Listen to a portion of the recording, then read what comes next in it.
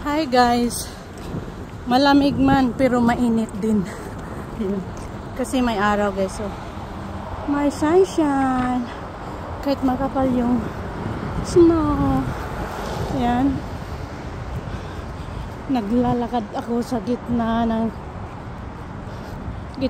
liwanag, sa liwanag, not in dilim.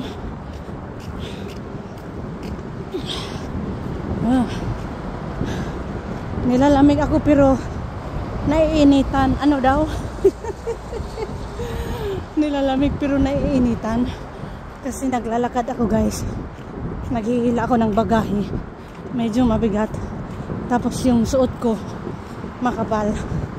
Nalalamigan na yung kamay ko kasi hindi ako naka-gloves. Pero yung katawan ko naiinitan.